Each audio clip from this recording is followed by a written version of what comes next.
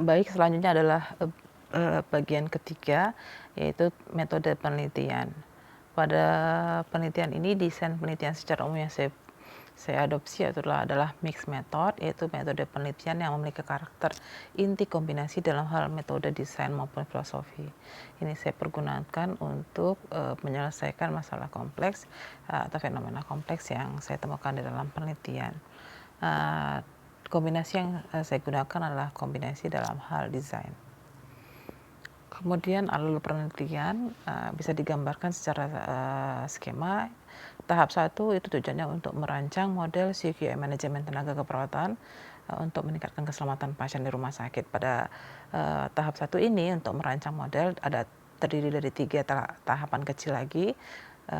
Untuk tahapan saat pertamanya itu adalah saya melakukan penelitian kualitatif melalui wawancara mendalam sehingga dihasilkan tema-tema bagaimana sih gambaran para manajer keperawatan mengelola SDM-nya dan juga faktor-faktor apa yang mempengaruhi.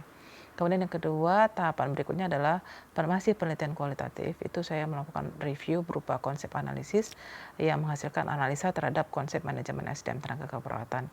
Selain itu juga nanti akan dibarengi dengan literatur review terkait lainnya yang akan membantu mengembangkan model seperti literatur terkait CQI, manual hospital, human capital, keselamatan pasien, untuk nantinya menghasilkan model CQI manajemen tenaga keperawatan based on literatur. Kemudian yang ketiga adalah masih penelitian kualitatif, yaitu melakukan evaluasi model yang dikembangkan pada tahapan sebelumnya yang sudah disintesis, kemudian untuk direview oleh melalui expert opinion. Nanti yang dihasilkannya adalah model yang sudah divalidasi oleh para pakar. Berikutnya tahap kedua itu adalah melakukan uji validasi model CQI manajemen tenaga keperawatan untuk keselamatan pasien di rumah sakit. Pada tahapan ini dilakukan penelitian kualitatif yang bertujuan untuk mengevaluasi model secara statistik yang menggunakan uji statistik structural equation model sehingga nanti diperoleh model yang fit untuk penelitian ini. Penjelasannya pada tahap 1 itu tahap rancangan model yang terdiri dari 1A, yaitu pertama adalah melakukan penelitian kualitatif yang bertujuan untuk mengidentifikasi gambaran pengalaman manajer keperawatan terkait manajemen SDM tenaga keperawatan dan juga faktor-faktor yang pengaruhnya di rumah sakit. Penelitian ada jelas penelitian kualitatif dilakukan melalui wawancara mendalam dengan partisipan adalah semua perawat, middle manager di RSUD Pasar Rebo dan RSUD Tarakan yang sudah memiliki pengalaman bekerja selama 2 tahun per posisi sampling.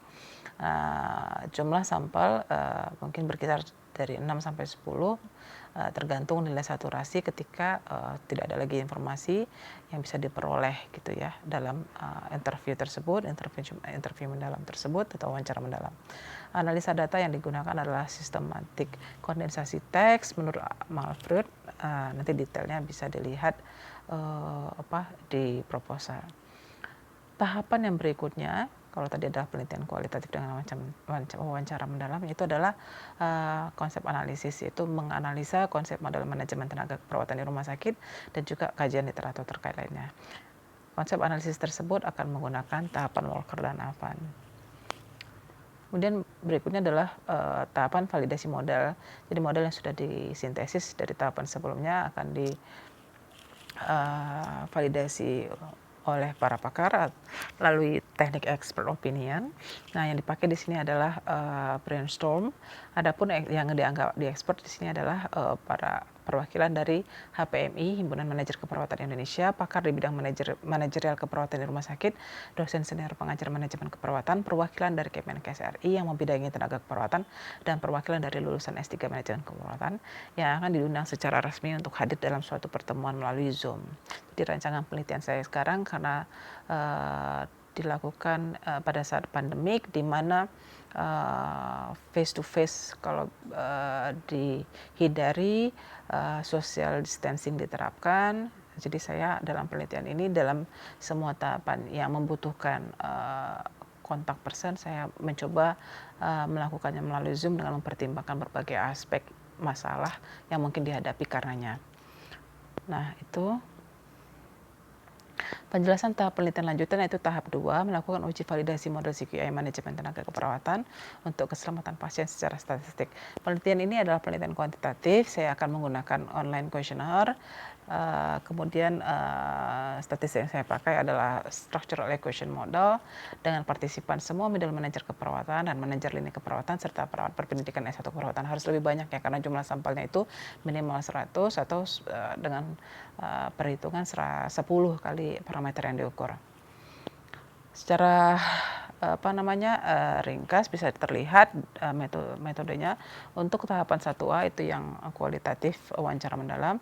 Desainnya adalah kualitatif dengan partisipan semua middle manager keperawatan di 2 rumah sakit, lokasinya dan waktu dilakukan di Rumah Sakit Pasar Rebo dan Rumah Sakit Tarakan dari selama 3 bulan September ke November 2020 dengan instrumen adalah peneliti melalui wawancara mendalam dengan mempertimbangkan prinsip etik, benefisiensi, informed consent, dan confidentiality memberikan manfaat. Nah, itu harus dijelaskan di awal. Informed consent harus disetujui sehingga mereka memiliki hak untuk tiba-tiba mengundurkan diri. Kemudian confidentiality harus dijaga kerahasiaannya dan ini biasanya dilakukan dengan anonymity misalnya seperti itu. Nah, karena melalui Zoom dan kita tahu prinsip etik itu bagaimana agar dari proses pengumpulan data ini jangan sampai mencederai, membahayakan mereka di kemudian hari, maka dipertimbangkan berbagai hal seperti misalnya informed consent yang biasanya diberikan secara tertulis, nanti kita dapatkan secara lisan. Kemudian confidentially mungkin perlu dipertimbangkan lagi karena misalnya rekaman ini bisa saja bocor gitu ya, karena meskipun karena menggunakan third party storage, jadi kita menyimpannya di cloud system, jadi menggunakan Zoom. Jadi kalau bisa beberapa hal harus dipertimbangkan, jangan sampai gara-gara diwawancara secara mendalam mereka malah berbahaya karirnya. Jadi nanti misalnya untuk confidentially mungkin perlu di cover wajahnya, nanti dipertimbangkan untuk menggunakan masker pada saat wawancara melalui Zoom. Kemudian prosedurnya pertama kita mengurus uji etik dulu. Nah, uji etik sedikit berbeda ya, offline dan online collecting data, tadi sudah saya jelaskan. Kesepakatan waktu disepakati dulu kapan. Nah, ini masalah public space dan ini. Memang kalau wawancara mendalam satu persatu itu sudah private, tetapi ketika setting wawancaranya itu misalnya yang satu di rumah, yang satunya lagi di perpustakaan, nah itu menjadi mempengaruhi definisi public space dan itu harus pertimbangkan. Kemudian baru dilakukan wawancara mendalam via Zoom. Sebaiknya harus ada pemberitahuan dulu sebelum melakukan ini wawancara melalui Zoom, kira-kira apa sih yang harus dipersiapkan, misalnya jaringan, lokasi, jadi sudah siap gitu partisipannya pada saat Zoom dimulai.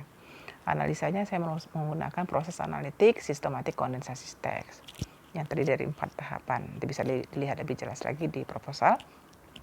Kemudian tahapan kedua itu ada 1B, itu desainnya adalah konsep analisis dan juga disertai dengan kajian literatur lainnya ya, yang terkait partisipan sampel, karena ini adalah review literatur ya, literatur baik artikel empiris non empiris atau gerai literatur. Lokasi waktunya adalah 3 bulan Oktober Desember. Instrumennya tidak diperlukan, etik tidak diperlukan, prosedur tidak diperlukan, analisanya menggunakan tahapan Walker dan Avan untuk konsep analisis. Kemudian tahapan berikutnya adalah 1C, yaitu validasi model menggunakan expert opinion. Desainnya adalah expert opinion melalui brainstorm.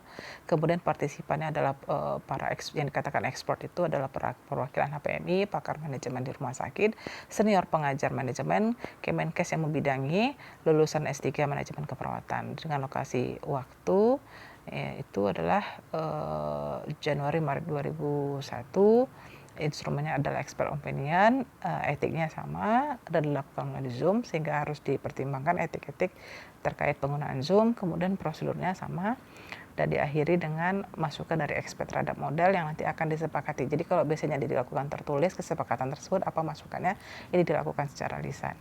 Lalu kemudian itu tahapan berikutnya adalah tahapan kedua, yaitu validasi model secara statistik. Desainnya adalah kuantitatif menggunakan SEM. Partisipannya adalah, nah ini karena butuh sampel lebih banyak, middle manager keperawatan, S1 keperawatan, kemudian manajer lini juga digunakan menggunakan desain purposive sampling dengan jumlah 100 sampai 200 hingga 200 partisipan. Ini dilakukan 3 bulan dari April ke Jun 2021, kemudian instrumennya adalah online questionnaire. Etiknya hampir sama karena dilakukan pengumpulan data melalui online, prosedurnya sama dan analisanya menggunakan structural accumulation model untuk mendapatkan model yang fit pada model yang dikembangkan kali ini. Definisi operasional tidak bisa saya tayangkan untuk karena hyperlink, nanti bisa dilihat di proposal. Dengan variabel dependen yaitu manajemen SDM beserta breakdown subkomponennya, kemudian dengan variabel dependen itu adalah keselamatan pasien. Yang diukur adalah persepsinya terkait ke semua komponen tersebut. Ini adalah daftar pustaka. Saya rasa itu gambaran proposal saya. Terima kasih, mohon maaf jika telat mengirim.